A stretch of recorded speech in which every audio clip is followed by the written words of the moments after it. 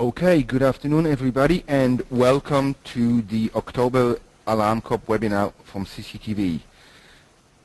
My name is Piotr Tolecki. I am the National Product Manager for CCTV at Alarm Corp, and today's topic is the iPhone as a surveillance tool. Thank you for joining.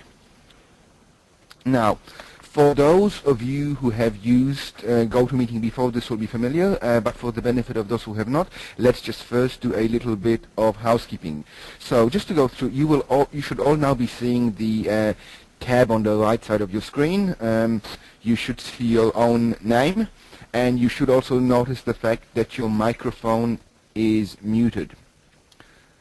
So just to verify that you can all hear me okay, can you all please press the raise hand button just to verify that you can hear me? Okay, wonderful. I'm starting to see a few hands going up. If you want to put the hands down, that's great. Thank you very much. Now, next. We will be taking questions at the end of the webinar. Now you should see on the right you've got the questions pane. You can type in your question at any time during the webinar. Make sure when you type in your question you then press the send button. We will be going through the questions in the order that they are received, and in case you're worried, all of the questions are anonymous. I am the only one that sees the question and who asking it, and I will only be mentioning the question, so don't be shy. Ask any question you can think of, and we will try and answer them as best we can at the end of the webinar. Okay, with the housekeeping out of the way, let's begin. This webinar will cover the following: a brief overview of the iPhone, an overview of what is available as far as iPhone apps for video surveillance, what is possible, some of the typical applications, some of the limitations, and then also network considerations as well as other considerations. Have a brief chat about Android and Windows Mobile, and finally some conclusions. Okay, so with that out of the way, let's begin. Introduction. The iPhone, and to some extent smartphones using Android, have become ubiquitous. Virtually everyone has one. We can read our news on it. We can visit social networks, Facebook and Twitter on it, and many people do. We can do business on it. We can send emails, look at spreadsheets, look at documents. We can shop with it. We can check into flights and many, many more. So we can see just from that, and this is by no means a big overview of what the iPhone can do, that this is a very, very flexible device. But how does the iPhone stack up as a serious video surveillance tool? So this webinar aims to answer this question in a balanced way. So let's continue. Using the iPhone for CCTV. The iPhone offers several benefits that make it usable as a CCTV surveillance tool. It's simple to use, and most people already know how to drive it. So from a staff perspective, from a usability perspective, there's virtually no training needed. And if you look at the surveillance applications that are available, many have a similar look and feel. In fact, it could be sort of many Apple apps. So again, this limits the training need as you move from one app to another. And the viewing screen on the iPhone, particularly the newer models with the Retina screen, can offer very high image quality. Now, many companies already issue iPhones to staff, so there is no need for additional hardware. And many CCTV manufacturers offer a free app via the iStore. And many offer a basic app, and some will offer a more featured at-cost app. Now the other benefit is you can load multiple apps from different vendors on the one iPhone. So this is ideal for technicians or security guards that are dealing with multiple sites having different DVR platforms. And of course, most apps, and in fact the DVRs themselves, are password protected. So on the face of it, the iPhone has a lot going for it as a surveillance tool.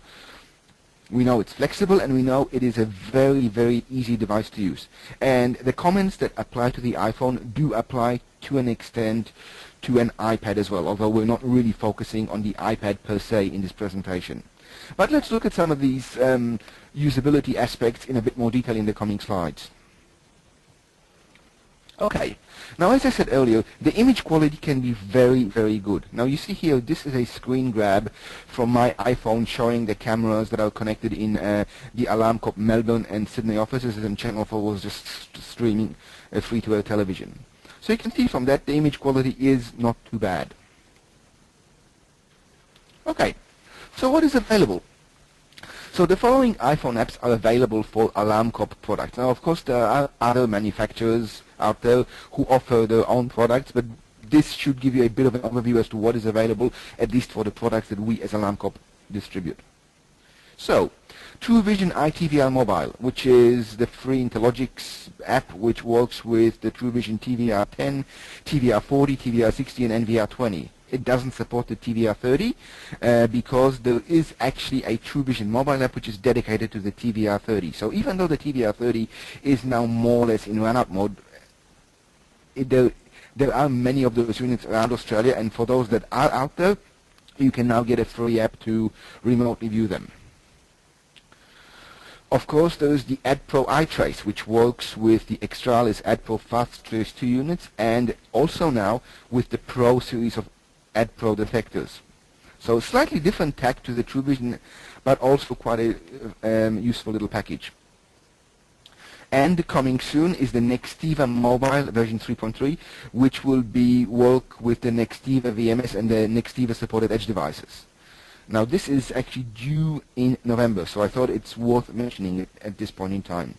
And finally, Sony. While there is no dedicated app per se for Sony cameras, all of the Sony IP cameras have built-in iPhone and Android web support, and we will talk a little bit about web support later. So this gives you a very brief overview. So virtually all of the surveillance products that are available from Alarm Corp can be accessed remotely via the iPhone. So now here we have a brief look at the TVR Mobile. That's the main screen. You can see you can select live view, you can select the devices, select your favorites, do some local config, and configure your account where you can password protect the account. And here is the live view, and you can see at the bottom we have the option to stop the stream. We have the option to the star, which is for favorites. We have the option to take a snapshot. And finally on the right we have the option to do pan tilt zoom control on any of those cameras that are pan tilt zoom. Next, here is the TrueVision mobile app for the TVR30. Again, similar look and feel. So again, you can see we've got 1 or 4 cameras on the screen, and we can save a snapshot, etc. Next, this is a brief look at the AdPro iTrace. So you can see here in its default one camera view, again, we've got the option to send the camera to PTZ preset. We can save a snapshot, and we can vary the image quality to allow for different network speeds. And of course, with most of these apps, they do support the auto-rotate feature of the screen, so that if the iPhone that senses that the screen has been rotated, it shifts the image accordingly. Okay. Now, finally, the Nextiva Mobile. Now this, as I said, this is just on the cusp of release, so at the moment I have limited info on it. However, you can see from there that again we will have a list of sites, a list of cameras. We'll be able to do single camera view and multi-camera view. And as you can see from the image at the back, the app is also protected via a password. And the due date is November 2012. Details to be confirmed as soon as they are available. Okay, so what's possible with these iPhone apps? And in general, we know we can always have live view of the remote video. Typically, we will always have a single camera view, and with some of these apps, we can do up to 4 cameras simultaneously. And as we mentioned earlier, most, if not all, support the automatic screen rotation. PTZ control. Most will support manual PTZ plus go to preset. Now, having said that, as good as the iPhone is, using the screen for manual PTZ control is not as quick or not as user-friendly as it is simply to send to presets. And these days, most cameras can support at least 64 presets, so you can configure pretty much as many presets as you need. Okay. We talked about snapshot or save image. You can save what's on screen, in other words, the cameras that are being viewed, either via a dedicated function within the app, as we saw on the iTest, we have the option to do a save snapshot, or via the iPhone inbuilt snapshot function where you push the 2 buttons together. Finally, virtually all of these apps will have site list or address books. So it means that once you configure your address book once, you can configure your list of addresses, list of IP addresses, list of usernames and passwords. You typically only do that once, and then it becomes really easy to recall the individual sites for viewing. And of course, those apps that support multiple camera views will typically allow you to do more than one site. As you saw in the TrueVision ITVR mobile app, we were viewing at least 2 sites simultaneously. One was our Melbourne site, one was our Sydney site. Now, what about playback? At this point in time, not all of the apps support playback. We know that the Nextiva mobile will support playback. However, if you do need to do playback, you really do need to check if that is available for your device / application of choice. And in the case of some of them, you might find that there is a priced app that offers full functionality, and then there is a more basic free version. So here's a brief overview of what the Nextiva mobile will offer. Again, quick navigation, drag and drop, video overlay, predefined layouts, and digital zooming. We do expect that there will be a more basic version of the Nextiva mobile, which would be cost-free. So again, please check with your vendor of choice as to what exactly the iPhone app is available and what the plans are for changes. And remember also that the iPhone apps do update quite regularly. Okay. Now let's look at some of the applications that we can use the iPhone for. The most obvious one is alarm verification. Let's say you have an alarm panel on site, something has been set off, and you receive a phone call or an SMS that there has been an alert. So you can dial into the DVR and visually check to see if there's anybody present or if it's been a false alarm. And then, of course, you as the building owner or as the security manager can decide if you wish to call the police or if you just wish to log it as a false alarm. Next, staff control. If you're a business owner and you've got a typical small retail shop, small fast food shop, you could obviously dial in to see what the status of your business is while you're away on site or meeting with a supplier or whatever the case may be, or if you just want to check to see that everything is running as it should be, particularly if the business is operating after hours. Now, checking up on your home. E.g., you're a homeowner, you're away on your holiday, and your neighbors phone you to complain that there's too much noise. Are the kids running amok? If you've got a surveillance system in the house, you can log in and check to see what's going on. Also, if you have a house and you have ordered some contractors, whether it's a gardener, a plumber, somebody to concrete the driveway, are they on site? Are they doing what they should be doing? So these are just some of the applications which the iPhone lends itself quite well to. And of course, probably the most important one is security guard to assist. Now, in this situation, we may have a security guard that's doing his rounds, and he's been called out to a site where there has been an alert, an alarm, and he's worried about being ambushed. So let's say he's coming up to a locked warehouse door, and he knows that there is a camera on the inside. He can actually call up on the iPhone and have a live view of the camera that's looking at the inside of the warehouse before he enters it. So that, is almost a live safety situation where he can check to see if it is safe to enter. And of course, you could extend it to a situation where there's been a fire alarm and you want to see if the inside of the building is actually burning or if it's filled with smoke. So these are just some of the applications that are possible with the iPhone because of the fact that the iPhone is so portable and the security guard or the security owner is going to have the device on him. Okay. Now, we've talked about what's possible. We've talked about the applications. Now, let's talk a little bit about some of the limitations. Now, unfortunately, as good as the iPhone is, there are some limitations, and we want to look at these in an objective manner. First, the limitation on resolution. If we look at the iPhone 3GS, that was limited to 480 by 320. The iPhone 4/4S was 960 by 640, and the current iPhone 5 is 1136 by 640. If we look at the iPad, the first iPads were 1024 by 768. The latest iPad is going to be 2048 by 1536, and the just released iPad mini is also 1024 by 768. Now, what do all of these numbers mean? It means that, first of all, the iPhone, up until even the iPhone 5, cannot view megapixel or high-definition cameras in their native resolution. And again, unless the app has been optimized for the iPhone 5 or the new latest generation iPad, those devices will also not be able to view megapixel cameras at full resolution. So typically there is no native support on the iPhone, so no native megapixel resolution support on the iPhone, even if the DVR or NVR that you're using the camera with can record at the full resolution. So effectively we are limited to standard definition cameras. So what does that mean? It means that if you blow up a camera to full screen on an iPad, the image may get a little bit blocky. And there are also other implications for using high definition, which we will talk about in the network section. Now, if you are viewing the cameras in quad view on an iPhone, then effectively you'll limit your viewing in SIF, which is about 320 by 240 or thereabouts.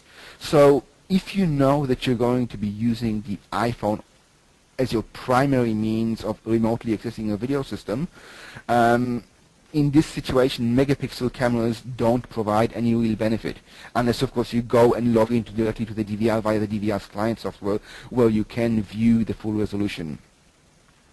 Now, having said that, some megapixel cameras allow you to configure smaller regions of interest as a substream, so that is worth investigating if you do want to use megapixel cameras. Okay, limitations, refresh. The network speed is the deciding factor in how fast your video refreshes. Now this applies to both the ADSL link to the site as well as the mobile network speed. Now what we mean by the ADSL link? In order for your DVR or NVR on site to hook up to the internet, it typically has to go through an ADSL or an ADSL2 connection. So the first question we need to ask is, what upload speed do we have on site? And it has to be said that upload speeds in excess of 1 megabit are very, very rare. Don't forget, ADSL is asynchronous, meaning the download speed from the exchange to your down your telephone line is a lot faster than the upload speed. And of course, the actual speed depends on the internet service provider, the cable quality, the distance from the exchange, and so forth. And obviously the further your device is from the exchange, the slower is the actual speed. And that's especially critical for the more regional sites. And finally, of course, there is any bandwidth throttling by the internet service provider once you exceed any transfer cap. So all of these factors have a bearing on the upload speed from your device. This is even before we get onto the network speed itself, the mobile network speed itself. Now, the mobile network. This will obviously depend on the carrier and the carrier's coverage area. Now, we know in Australia we have GSM, we've got 3G or 4G. Now, as I said earlier, high definition is simply not possible on a 3G network because of the data rates. And even with 4G, you will struggle to pull down at anything more than a few images per second. Simply because if you look at a high definition camera, you're typically looking at about 4 to 8 megabits per second for real time. It's a lot of bandwidth, and we'll get onto bandwidth in the context of mobile phones in the coming slides. Okay, so realistically, what is possible? We know that we can achieve refresh rates of up to several feet per second, so several images per second. Now this gives pretty good view of people speed. So if you're looking at a shop traffic, people moving through a store, it's pretty good speed. And you actually get a reasonable view of traffic speeds, especially if you're talking about cars moving through intersections. So even though real-time viewing is not really possible, the refresh rate that is achievable is not bad. But having said that, it will depend heavily on the network that you're in at any one time. Okay. Now let's look at some other limitations and other opportunities arising out of these. The first comment is, be careful with IP cameras and legacy devices, because there will almost always be some limitations. If we look at most network video recorders and hybrid video recorders, many of these support third-party cameras. So for example, you might find that a Variant recorder will support Axis and other cameras. You might find that an Interlogic's True Vision recorder will support Panasonic or or so forth, or you might find that an Xtralis Fast Trace 2 supports Sony and Samsung cameras, for argument's sake. Now, even though the NVR or HVR itself supports the camera, they may not always be supported via the iPhone app. In other words, the iPhone app may only support the native H.264 of the actual manufacturer's camera itself.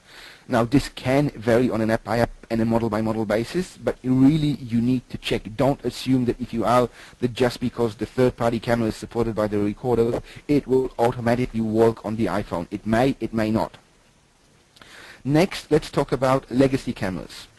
Some NVRs, network video recorders, support legacy cameras, and in this context we might have a current generation recorder that supports H.264 cameras, but it may also support legacy MJPEG and MPEG-4 cameras from the same manufacturer. As above, while the iPhone app might support the current generation of H.264 cameras, it may not be able to support the legacy cameras, MJPEG or MPEG-4 compressions. Now, having said that, if that is the case, this may be a good opportunity to upgrade the customer to the latest camera and explain to them, if you do need this functionality, then unfortunately, because of the generation change, only the latest camera supports it. Likewise with legacy DVR supports. Beware. An iPhone app supporting the current generation of DVRs will typically not support earlier units. And a good example of this is, say, TrueVision versus the older SimDeck.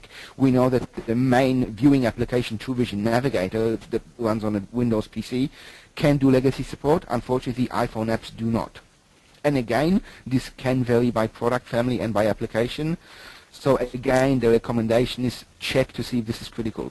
And if you find that the iPhone app does not support the existing DVR on site, again, this could be a good opportunity to try and upgrade the customer to the new unit to make use of the new functionality. Okay, now let's look at other issues, mobile network issues. It has to be said that the mobile network is the weak link, and I think it's a fair comment to say that Australia has historically experienced less than perfect mobile networks, and I think you've all dealt with having calls dropping out and not being able to connect. So in the context of the iPhone as a surveillance tool, we need to ask some fairly pointed questions. What happens if the network connectivity is lost while we're viewing the camera? Will the camera image freeze and no longer update? Or will the app report, hey, I've lost connection to the camera? And if connection is lost and then is reconnected, will the app automatically reconnect and automatically resynchronize with the camera? Now again, we need to check this on a app-by-app basis because it may be critical depending on the application. You know, if you're a security guard and you want to go into a building that's had a fire alarm, and in the process of you viewing it, the app has frozen, you may no longer be seeing that there now is actually somebody with a baseball bat standing on the side of the door. So this risk of the image not updating may be important. Next, network handover. As you move, as you're mobile, as we know at the moment, the 4G network is limited in its coverage. While this will improve as time goes by, at the moment, what happens if you exit a 4G area and I'll hand it over to 3G? What happens if you exit a 3G area and I'll hand it over to GSM? Will the video speed reduce? Will the app be smart enough to reconnect and resynchronize? And again, we probably want to check this on an app-by-app basis. You know, it's while most of these iPhone apps work very, very well with a good network signal and good network coverage and good network speed, these are some of the issues we do want to check because, let's face it, the whole purpose of a mobile phone is that you can be mobile. And again, getting back to the application, we are now using the iPhone as a surveillance tool. We are not using it just as a general purpose communications tool. We're losing a phone call or having a phone call drop up is an annoyance. So in this application, we are using it as a surveillance tool. The consequences of losing a call or losing refresh are a lot more serious than just having an annoyance of having to redial the number. So again, something to bear in mind that we may need to check what happens with our applications in less than ideal network conditions. Okay, so we've talked a little bit about the network. Now let's talk about the iPhone life itself. And these are some of the factors you may not be aware of. We know that video streaming is CPU intensive. Decoding H.264 is particularly processor intensive, so this will drain the iPhone battery much faster. It will also make the iPhone run hotter. Now this may cause problems if it's used for extended periods, particularly if you've got the iPhone in a cradle and it's charging at the same time and it's sitting on your car windscreen holder where it's already picking up ambient heat. And the next question is, what happens to the app if it runs in the background? Does the video stop streaming, or does it keep using processing power? Now, of course, this is not saying that just because you're using video you are going to damage the iPhone. Not at all. However, we have all seen cases where iPhone batteries have overheated. It's been reported in the media.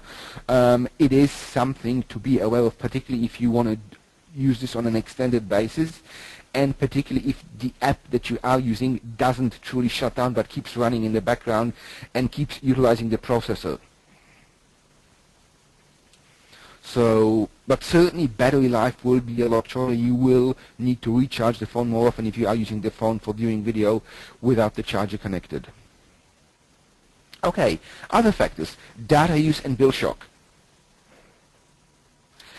We know that streaming video is data intensive, so using the iPhone for surveillance may have some unintended consequences. Bill shock. Now, even at standard definition, it's not unusual to be running at speeds up to 1 megabit per second.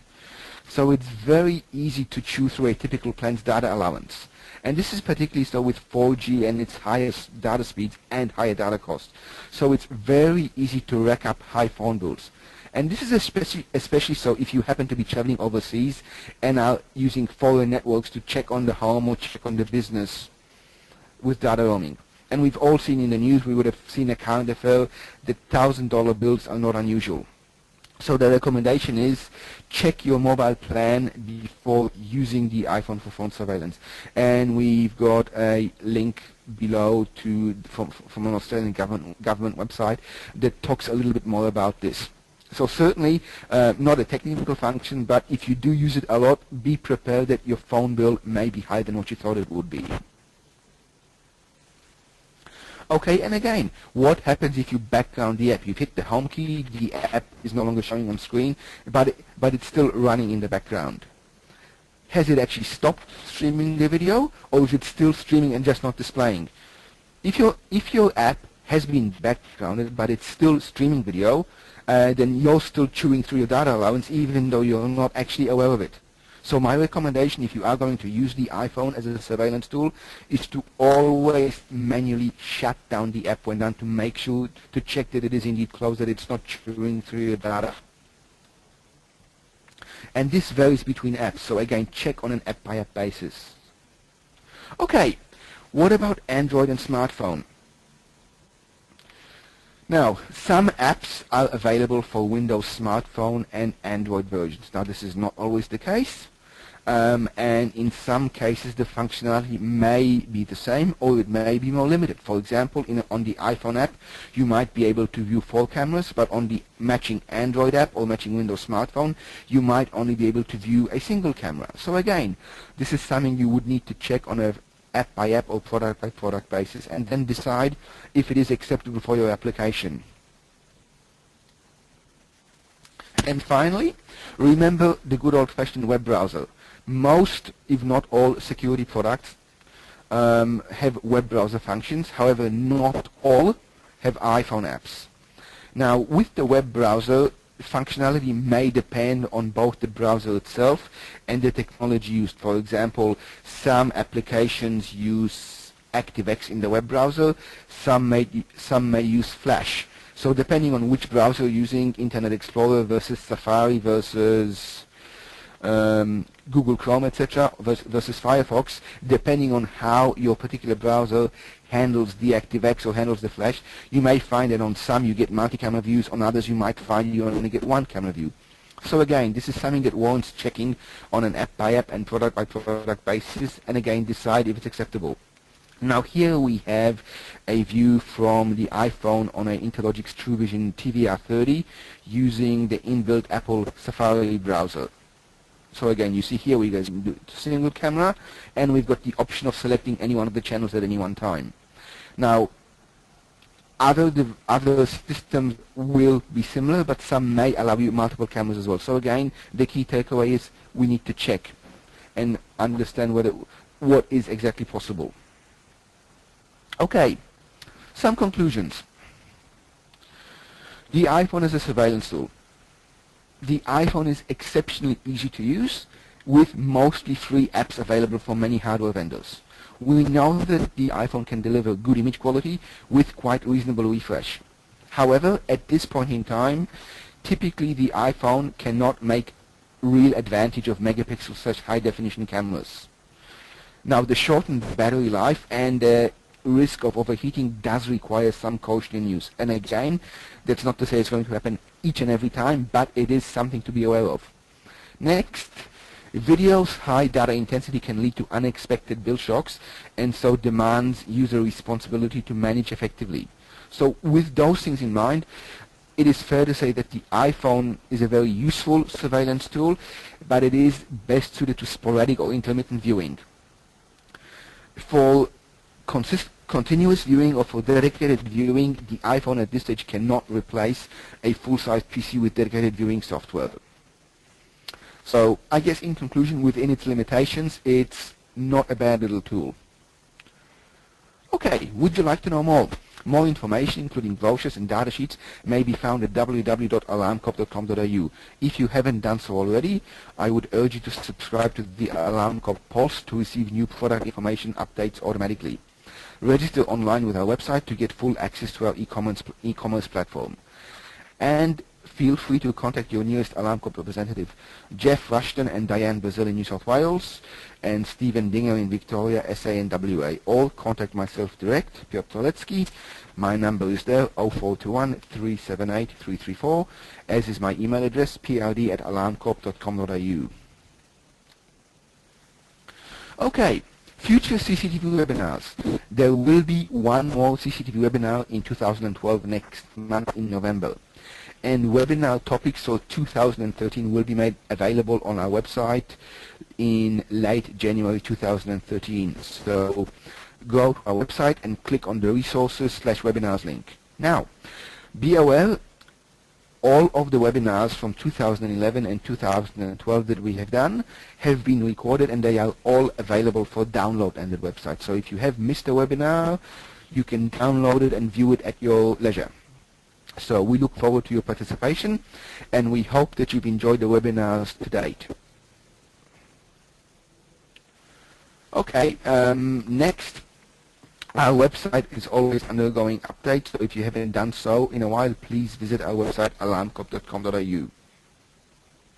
Okay, now it's over to question time. So you can see in the Go to Webinar pane, pull down the Questions tab, type your question and hit Send. And I will be going through the questions in the order that they are received. So thank you for your attention. Now it's over to you. Okay, the first question we have is, will these slides be available after the webinar? Yes, the entire webinar, including audio, will be available for download from our website. That should be up there, if not later today, then certainly in the next day or so.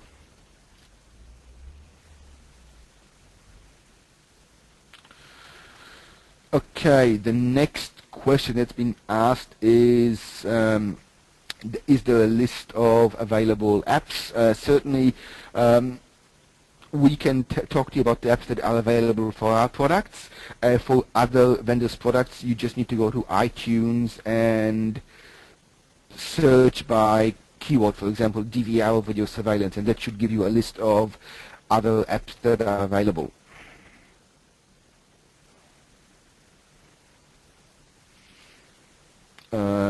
Okay, next question. I've been asked about the impact on battery life.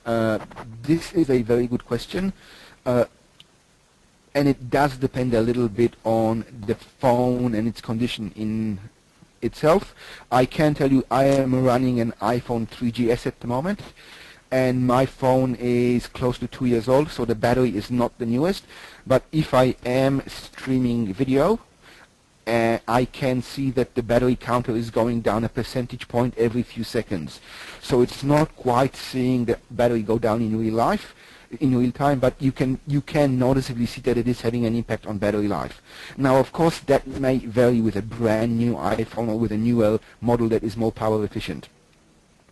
But certainly, streaming video does have a visible impact.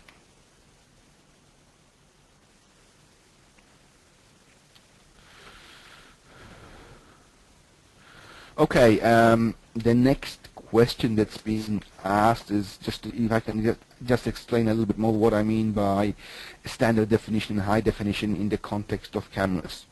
Okay, classical video, in other words, analog video, was normally always recorded at the same resolution as free-to-air television used to be, which was 720 by 576 pixels. That is traditionally called forcive resolution.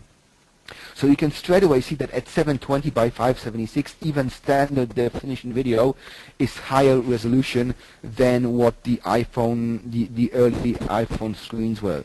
If you look at high definition or 720p, that's 1280 by 720. So even the iPhone 5S with its screen has a lower resolution than a normal HD camera at 720p.